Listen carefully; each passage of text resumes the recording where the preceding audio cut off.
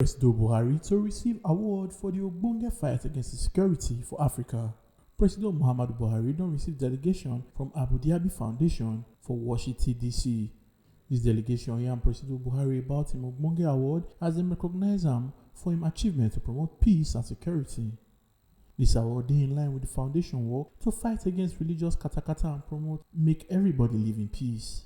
Senior Special Assistant to President Buhari for Media and Publicity, who can't chook mouth on the importance of this award. It's an important moment for the president, coming at a time when two things are happening simultaneously. One is that there is a downward trend in terrorism, in banditry, in kidnapping, farmer-herder clashes.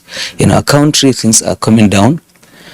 And also generally, there is increasing activity by the government of Nigeria to stabilize the entire West African region. And there is a recognition of the fact that the world is watching, they're seeing what he's doing, and they're coming to say thank you to Nigeria.